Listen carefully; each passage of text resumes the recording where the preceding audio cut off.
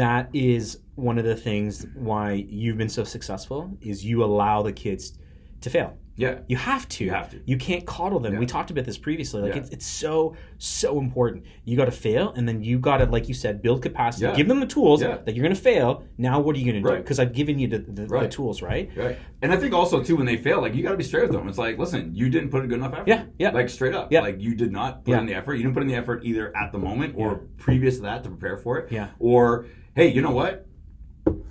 You know, like, or we weren't good enough, or you weren't good enough, or whatever. Yeah. But it's okay not being good enough. Yeah. Like, you know what I mean? Yeah, You don't yeah, have to be, I know your parents tell you got to be perfect at everything, Yeah. but you actually don't. No. You know? No, absolutely not. And it's okay to acknowledge, like I know I suck at art, Yeah. okay? And sometimes I have to teach art. Yeah. And it's like, I got to do the best I can, right? And I know I'm looking at these kids in front of me, like, poor kids. Like, I'm your art teacher, this is terrible. But it is what it is. I need to share this. So grade 8, I got, the lucky draw to teach grade 8 art one year. Right. And I had this one girl, Yunji, just phenomenal artist. Right. And I was like, do you want to teach art? Fully intimidated, right? Like, I'm like, because there's no value I'm bringing to you. Right. And I remember our very first art lesson, because I just waited. I didn't want to do it. Yeah. It was like November, beginning of December. We did snowflakes. You know when you fold paper over and then you cut it? Yeah. And you put crappy Like pieces they of do in tissue paper? kindergarten? You're doing Yeah, like that? kindergarten. Yeah, I'm like, oh, it's going to look so nice when the light comes in. She's like, maybe we can do masks. I'm like, yeah, okay. You want to do masks? You do it. But it's one of those things, just understanding your strengths. But Yeah. Tell us, like, how you became, like, basketball mind. Like, was it when you were little? You know Talk what? to us a little Yeah. bit, like Mr. Thomas. All your kids are gonna love this. Like, as a little kid, were you Right. good? Were you a good kid? No, I was in the principal's office a lot, man. I was Kids, in a lot, yeah. you got to watch Which it. is probably why I connect with those kids really Yeah, easily. It's yeah. like I totally get where you're coming from. Whatever. Yeah. I always tell, but I do tell them. I said the only thing that saved me though, I did get straight A's. So I was like, when I go to the office, it's like, why are you here? Because you get good marks, not with like the rest of these guys. Because back then they would say that, right? Yeah. So, and that kind of saved me, I guess, from getting in, the amount of trouble I should have gotten in initially. I mean, it was stupid boy stuff, throwing snowballs, whatever. You throw snowball, your buddy missed, it hit somebody, else. Hits a teacher. Like, oh, yeah, you're like, all right, whatever. I'm going to the office, I know. Yeah. But from like your childhood, like, did you play a lot of ball? Not a lot of basketball. I was actually rugby was my sport. Like once I got to high school, I played soccer as a kid. I mean, I played a little bit of basketball, but my mom played basketball. Okay. She played basketball in Cyprus, where she's from, and then here she was playing in a women's league. And she would always talk about, actually, funny enough, how she won like the MVP when she was pregnant with me. But she always says because nobody wanted to touch her because they knew she was pregnant, so she was just wide open for layups all the time. But I mean, so I had I think I had an introduction to basketball before other people did. It wasn't, I went to high school throwing league at the time. I know it's a basketball powerhouse now, but it wasn't then. Yeah. So I really didn't have a lot of exposure to basketball. Okay, that's kind of been the hard part for me. As I've tried to like grow as a coach and at the rep level, and now I'm hoping to kind of eventually if we can move into something more high school or whatever, and I think that's been the tough part for me with the rep coaching is because like I don't have the basketball resume as a player. I didn't play collegiate basketball. I didn't play pro in Europe or whatever. Yeah. And so I was a rugby guy. It was my sport. I played for 25 years and I started coaching basketball because there was no rugby at elementary when I became a teacher and. But I took basketball because I played it and I loved it and still played with my friends and played in high school and what have you. So, it was. So that's been the tough grind, kind of selling myself. I mean, like I get it. Like I wasn't a player, I don't have that. But I think that also comes to my advantage. I mean, look at Nick Nurse. He wasn't a player. Like I mean, there's a lot of coaches who aren't, the Van Gundy brothers, and they weren't players, right? Like, but it doesn't mean you don't have the IQ of the game. And I think that's where my coaching comes differently because. The guys who were players tend to be the ones who are the more like military style, run. Yeah, like we run at practice, but I'm not like, but I also want you to be smart. Yes. I want you to be smart. And my strength is teaching you basketball IQ, teaching you to be able to read and change and be adaptable. And that's because I guess like for me, that's where I needed to be as a coach. Like I didn't understand the technical piece of shooting and dribbling, but I could understand the bigger piece that I could take as a rugby player or just as an athlete, I can understand strategy, right? Okay, yeah. So, and my dad made me play a lot of chess when I was younger, so that helped. But it's, so as a coach, I've tried to get better at the training part, the technical piece, and that's kind of been my goal the last few years, getting better at that. But, I forgot what the initial question was now. No. Just like, from a kid. Oh yeah, to grow up to be like basketball like superstar. Like, but that was, and I think for me, and again, it's just kind of like when I got sort of obsessed with like we're gonna beat Unionville, and it was like I got to figure this out, and I started taking coaching courses, started this, and then it was like, and now for me, it's just now is a challenge, right? Like can what else can I learn? Like, and what else can I transfer to those kids? It's almost like, okay, can I learn this, and then can I get them to do it? Yeah. Like, that's gonna be awesome. That'd be amazing. So right? I love when I watch like the kids all of a sudden like, oh my god, they did it, they pulled it off. Like, you know, that's the quintessential coach in us. Right.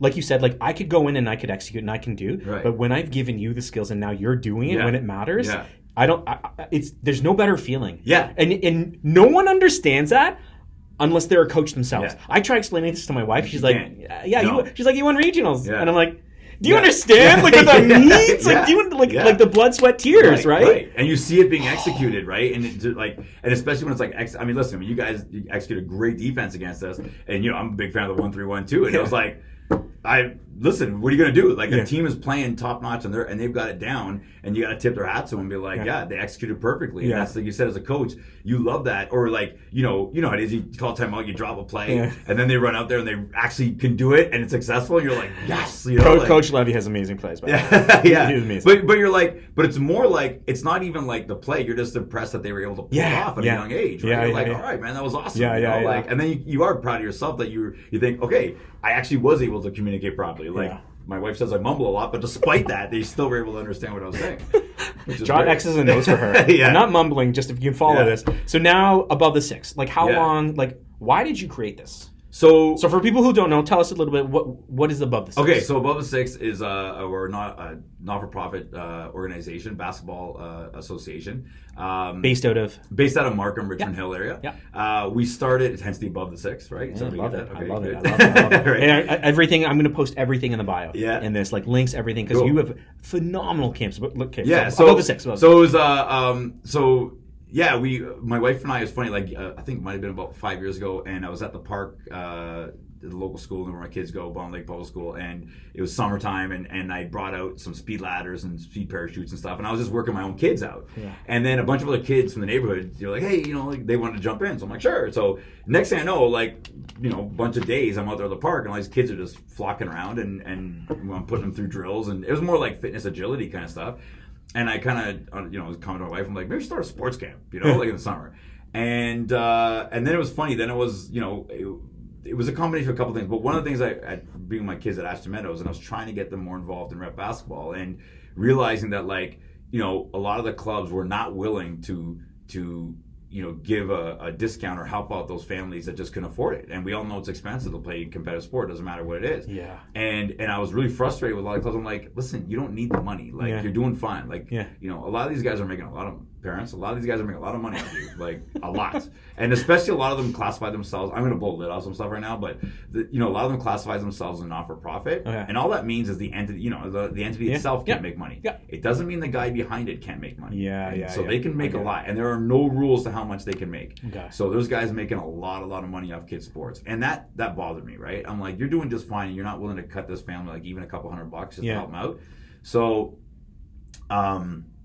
So then I decided, and also for my wife and I, was like, hey, is there another way that we can, add some other income to us, right? And, we're straight. We pay ourselves per camp what we would make as a teacher. Sure. We find that's a fair... That's right. Sort of measuring stick. And then the rest of the money, like, we try to put back into our teams. We try to help some kids that can't afford it. We've got some kids that literally the parents can't afford a dime, and so we don't want that to be a barrier. So, proceeds from the camps will go to help pay for them. That's amazing. That's amazing. So they can play.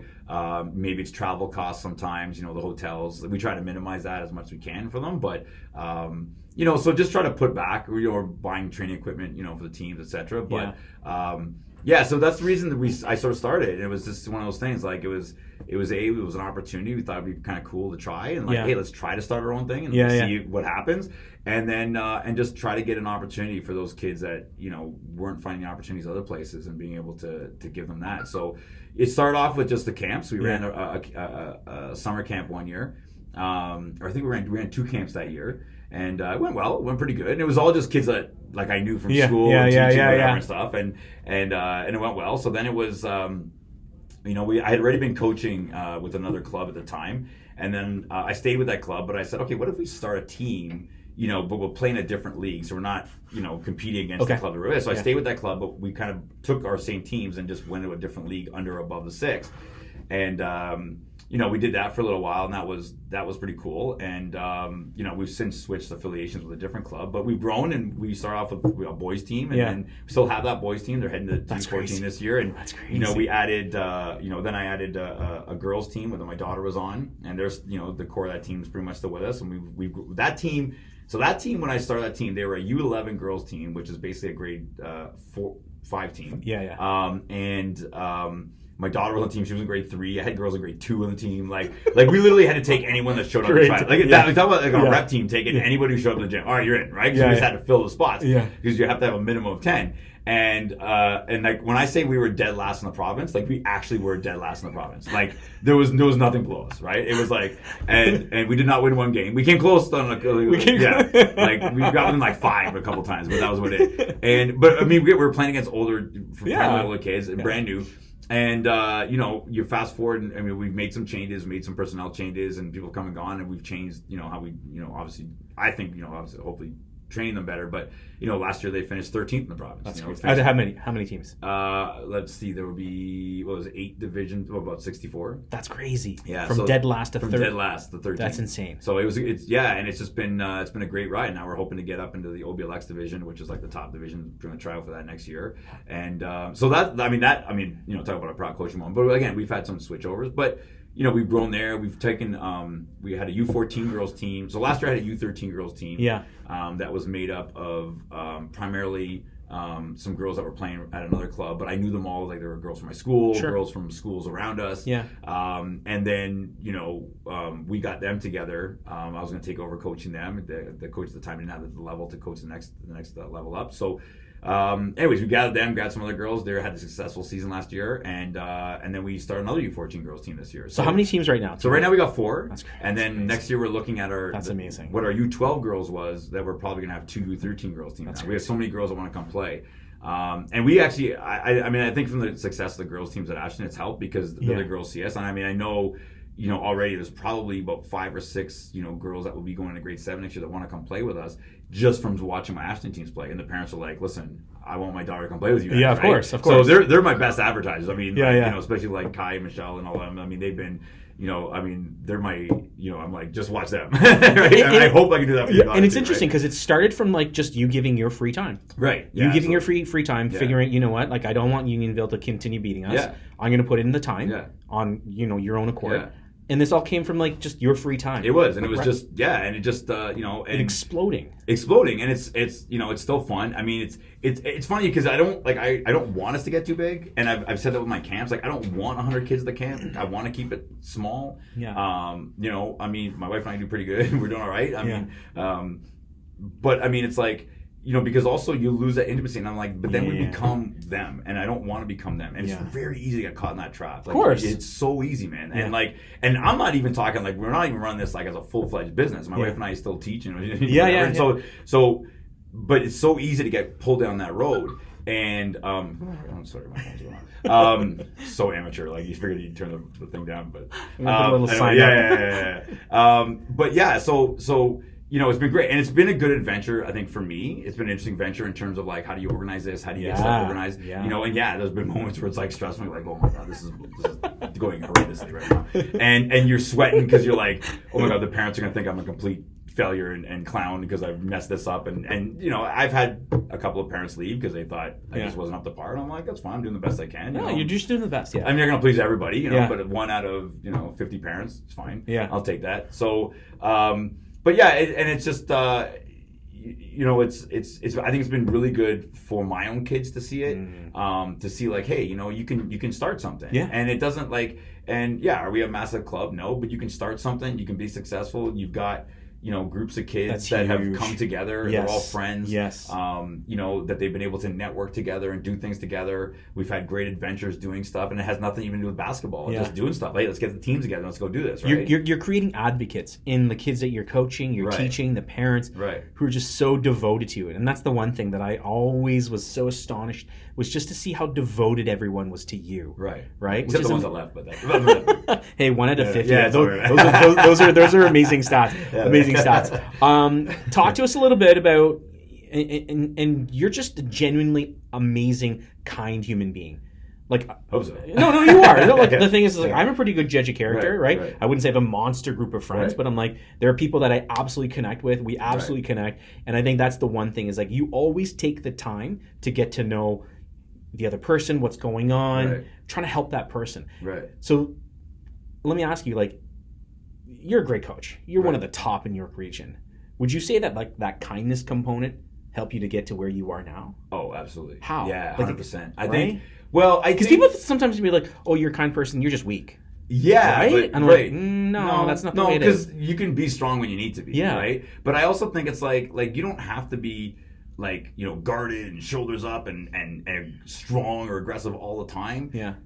I think that's tiring. It's a lot of energy. I think it's a lot easier just to be kind and kind of like chilled, right? Yeah. And I think again, people see that kindness, and again, I think from your player's perspective, they see that kindness. They know you care about them. Yeah. They know you're going to put them first and their well-being, and they also know that like when you're tearing a strip off and you're giving them crap about something, it's also because you care. Yes, like, you know what I mean. Huge. So I'm doing this because I want you to do better. I'm not doing this because I need you to make me look good. Yeah. You know what I'm saying? Like that's the difference, right? That's huge. Yeah, like that's so important, right? Yeah. Like you're teaching them something. It has nothing to do with like how I need to look. Yeah. That's really crazy. And I think, I mean, I know you guys feel the same. And I think, you can tell by people's personalities too. It's like, our teams lose, it's my fault. Like I take the blame, right? And when our teams win, I want the players to have the accolades and stuff because they're the ones that pulled it off, right? Yeah. And I always feel like when they lose, it's like, I didn't prepare you well enough. You know what I mean? Like, or whatever. But sometimes, hey, listen, you play a good game and somebody's gonna lose, and hey, you were in it, and we gave it our shot. Okay, so it didn't pan out, but let's learn from it and move on, right? But I think the kindness is key, and I think it's just you can't do stuff on your own. You do need people. You do need good people, and I think when you're a kind person, like you find kind people will find you. Yes, they will find you. They'll gravitate towards you, and like Steve, like there's how many times I call on my parents or call on people I know, and I'm like, I got a kid that needs help paying for something. Is there anybody out there that can help donate it? Yeah. And we did last year. Our girls did the Color Your Hair to Conquer Cancer piece. I saw that. Yeah. Check it, and everyone's gonna see your Instagram page because I saw that picture. I saw that picture. Yeah, but they raised over $6,000. That's insane. Yeah, and it was fantastic. Yeah. But again, it was just people that I know, and it's like maybe from me being kind to them at some point. Yeah.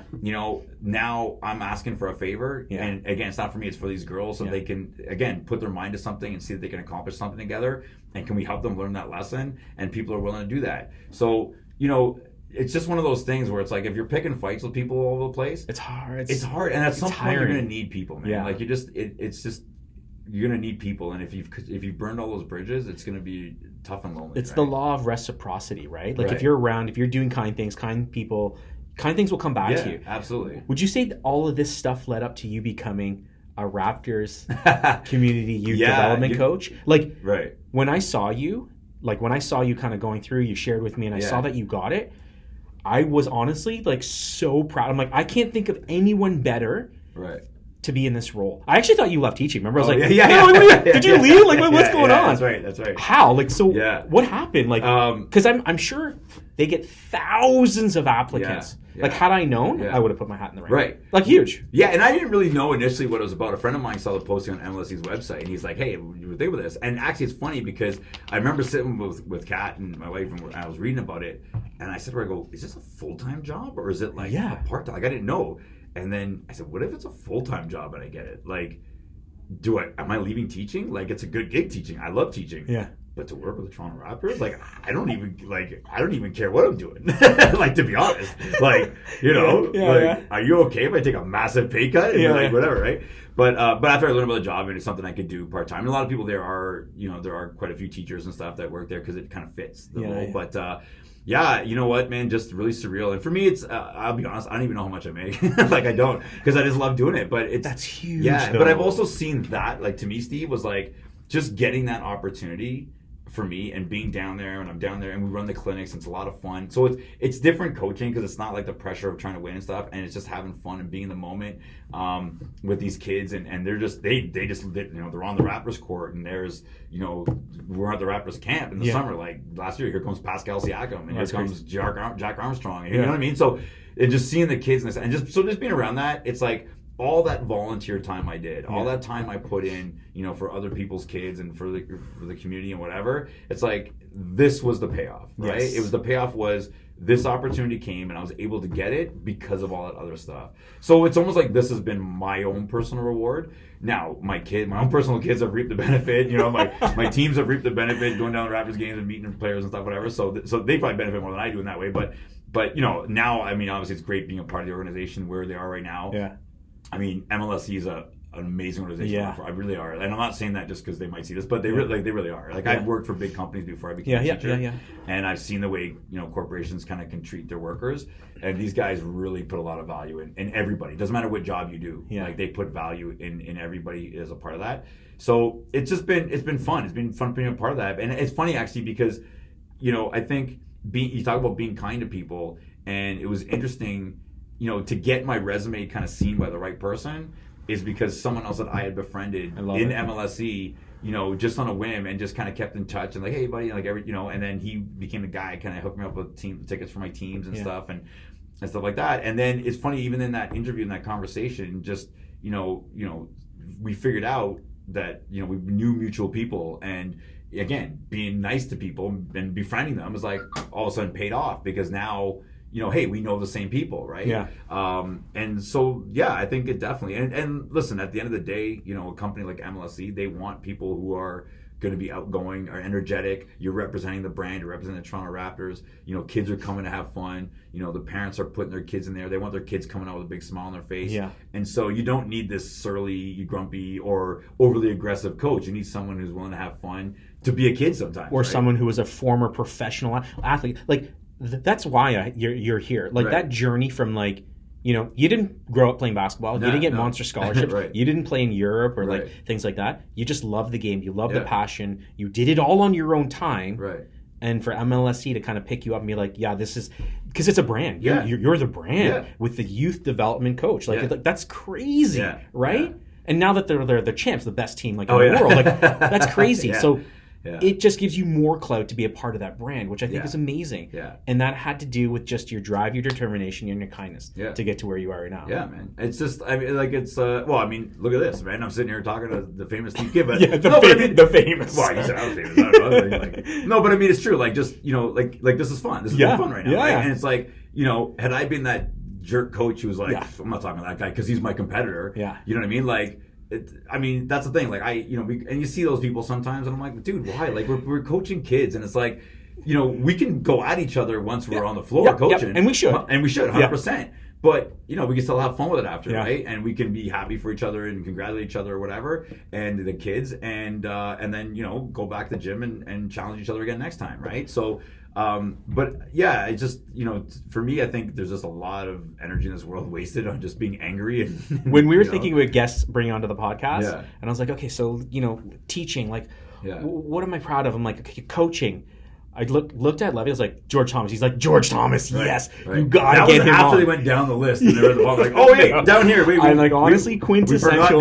We didn't look down far enough. You're too humble, man. But like, honestly, like, it's been like just tremendous, and like, you are just such a stand-up individual. Apart from just coaching and teaching, it's been amazing. I'm gonna put everything kind of in the bio for this, like cool, who, like, your Instagram handle, your programs, your camps, everything. People absolutely, if you don't know him, you're gonna get to know him. Yeah, follow us on Instagram, Bubba Six Basketball. That's where I do most of my postings. Just find the easiest, and information about our camps is there and stuff. And by the way, parents, we have an academic component for our camps too, so that's it does. And your wife runs that, right? Yeah, so my wife's a vice principal, so you're getting top stuff there, and we keep it fun for the kids in the summer. And that was one of the things we thought, okay, we're teachers, we should put an academic component. I love it. We also knew it would be a big selling feature for parents, of course. But we keep it light, and we want the kids to have fun. It is a summer camp, so we try and do a lot of engineering kind of stuff, building stuff. I know, I saw those pictures. I was like, that's crazy. Yeah. But, and also there's an opportunity to take the skills you learn from the court and apply it in the classroom, and learning and understanding those life skills and stuff. And, it's long days because you don't get preps and lunches, and you realize stuff like that. It's just cat and I. It's all on you. It's all family run. Like, it's just our family running it and stuff. And, but that's been an interesting adventure too, right? That's crazy. It's been a lot of fun. So. I'm gonna end off with a couple of lighthearted questions. Sure. Your favorite food dish, George Thomas. Oh, your man. favorite food dish. My favorite food dish. Shoot. You're probably going to offend some family members. No, I have to say, I used to have a real, like chicken wings was bad for me. Like, I was, like suicide chicken wings. Like, there was a point I'd probably eat them, like, 3-4 times a week. Like, it was bad. Really? And I probably still could, but I'm trying to, like, I'm getting up there, Steve. You're a Raptors coach. Come on. Yeah, I'm getting up there. You don't look the part. Well, I know. I got to start, like, taking care of myself. Like, the clock's ticking the wrong way. You know what I mean? Like, I'm on the wrong slide of the hill there. So, so probably, I know my wife would probably want me to say like a quinoa and kale salad, but that's not actually true. So, no, I mean, I think, you know what? I'm a good hearty steak. I can't. Yeah, good hearty steak. Turn it down. All right. George Thomas, fondest childhood memory. What is it? Fondest childhood memory. Fondest childhood memory. I'm gonna sound really like sappy right now, but I think ones that stand out the most for me were moments where fishing with my grandfather and just having the conversations, and I learned so much from him. He was a World War II vet, was an officer in the Air Force, was an instructor, and his brother was killed in the war and stuff, and just hearing that experience. And my grandfather was a very level-headed kind of guy. But just those, I think back to those, and that's why, like, for me, I so badly wanted to have a cottage for my kids. And for, when I go out fishing with them, and I'm like, I'm in a time warp back with my grandfather. And I find myself telling them the exact same thing my grandfather told me. Like, something like, there's an osprey, and like, it's a fish hawk. What is that? Okay, right? And here's what it does. And I'm like, yo, this is exactly what my grandfather told me. But like, so I think for me, but just anything like that. I think I was very lucky that I had all 4 of my grandparents, even some great grandparents around, and to learn from them. And just and hear their stories and stuff like that. For me, that's the thing that resonates probably the most. Huge from my childhood, for sure. Huge. Last piece. Let's get a little deep. What does it mean, George Thomas, to be great and be kind? Because that's the name of the podcast. What does it mean to you to be great, be kind? Okay, being great is just you got to give everything you got, all the time. Love it. And enjoy it while you're doing it. Enjoy the ride. Just enjoy the ride. And forget about the results, right? Whatever it is you're doing, enjoy the ride, enjoy the opportunity, because even if the results don't come out there's you hear all kinds of sayings that kind of result to that, but it's true. If you don't get the results you want, you've still set yourself up for some success later on because of everything you've done to try to get there. So be great. That's just true. Give everything you have. I love it. Don't be scared of failure. Failure is going to make you stronger. You're going to be fine. Love it. Right? Love it. All you, the generation of kids right now, despite your parents will tell you, you're going to be fine. Okay, you're okay. You can fall and scrape your knee, and you don't need to go to the hospital. Okay, you can probably just keep on. You can drink out of the garden hose and keep on going. Right. I think that's the being great part, and because again, it doesn't matter what level of success you're on, whatever your success is, right? And I think the kindness, for me, the kindness piece is listen to people, like hear what they have to say. And sort of, it's really powerful when you can be happy for someone else. When you can really genuinely, it's hard. Genuinely happy. Like your post when you got the Raptors, position. I was like genuinely like, I can't think of a better person. Right. Like if you and I were going up against it, I'd bow out. Right. Like he actually deserves it. Right. He needs to have it. Well, but you're right. That's kindness, people. But it's right though. No, but it's hard to be happy for other people. No, they're doing well. It is, right? But it's so powerful for you, and the impact on you as a person, and what it does for you is amazing. Like it really is. Like I'm not a very religious person, but I get where religious people kind of, with that power that they have, like feeling happiness for other people. Sure. And it is those who don't, Steve beat us last year in the finals, but you never won intermediate areas, right? Never, right? And so to me, I'm like, and the thing's, every exhibition tournament, right? You crushed us, right? And I was crushed us. It was, and it was like, I think that was the only team to the point where like after first half, you bring your bench players on, right? That's how bad it was, right? Because I think that was the first time you guys beat us, and it was like, but the girls played outstanding. Like your girls were on point. It was amazing, and I was like, how could I not be happy for it? Because I know you guys. Good bunch of guys, like we've had a lot of fun. I know your girls, great girls. Yeah, you do. Yeah, happy for them. They know you. That's right. Like they're like, oh, it's Mr. Thomas. And I'm genuinely happy for them. Like, do you know what I mean? And it was good for my girls to see me being genuinely happy for you guys, and then for them to be like, okay, hey, you guys put in an effort. They came out swinging. They got it. The way Shaw put her grade 8 put the team on her back. I'm like, wow, what a way to go out, man! Like, I was so happy. And for Teresa, her. Man, oh man, she was unbelievable. And so So when you learn to do that, I think then just kindness becomes so much easier, right? Because you're okay saying, "Hey, man, good for you. That was awesome. Like, well done," right? The one thing that I remembered after the regional win, not only did you congratulate me and Levy and I, you actually congratulated all the girls. I don't know if you remember that, but I was like, no coach I've ever seen did that. Yeah, well, actually took the time took the time to the girls, the players, to be like, "Girls, you played an amazing game. You deserve it. Congratulations." People forget to do that. Yeah. Well, right? I think also too, like, you know, if you're a fan of the game and enjoy it, you'd like to see a good performance, right? Yes. And even if it's against you, you're like, wow. Even if it's an L, right? You're like, wow, that was something, you know. But it's and I mean, and I think that's something that gets lost a lot of times sometimes in sport. Like, hey, it's cool. I think, you know, a lot of times people rip in the NBA players, for example, because they're buddies and everything. But they're being kind to each other, right? Huge. They're respecting each other for who they are. Right? They'll battle on the court, and that's why always at the end of the game, end of the championship, like even last night, they're hugging, they're like smiling, like even though they lost, right? Yeah. And actually, I was gonna say, like, I mean, one of the things, like, is be kind, you know, and be great, be kind. But I mean, you can't be great if you're not kind. Like, it gets like. You know what? Like, you can be. Like, we're gonna put that in quotes. Yeah, man. No, George Thomas says you cannot be great if you're not kind. No, seriously. But I mean, you can achieve success. Yeah. But are you great? Like, do you know what I mean? Like, you can achieve success, but that's different than being great. Yeah. Right. And I think if you think of some people like celebrities or world leaders or whatever and stuff like that, like people who we think are great. Like, if you think of people like Nelson Mandela and Gandhi, the typical people that we'd throw in that category. They were really nice people. Not billionaires. No. Right? Right. But they were great. And incredibly kind. Yeah. You know, Muhammad Ali or whatever. Like, just doesn't matter. Like, the list goes on of those people you put in there. And, you know, there are people, like you said, maybe more successful or as successful in whatever they were doing. But do we consider them great? You got it. Right? You got it. Brother. Hey, buddy. Thank you so much. I'm going to put everything about George Thomas, his amazing journey, his camp. Now I can check this off on my list, too, because I'm waiting for everything. The text, he's like, you know, I denied Kimmel, denied Fallon, like everyone. Even Larry King was going to come out of retirement. I'm like, no, I'm saving myself for Steve Kemp. But you know what? Everyone, you got to watch. You got to listen to George's story, his journey. His camps are going to fill up like crazy. They sell out. Yeah. And if there's work to rule this year, you'll probably hear from me because I won't. And the thing is, you know what? Like your rep program, like I'm putting my kids into your rep program. Yeah. Oh, thanks. Like that's the thing. Like, and we've talked about this. Pressure, like, oh, there's gonna be. I'm gonna be that parent. Yeah. But everything's gonna be there. So watch, put your kids in, follow his journey, follow the Instagram page. He's just the real deal. I'm so happy, so thankful that you were able to share time with him. Thanks, baby. You guys know the drill. As always, be great, be kind, everyone. Take care.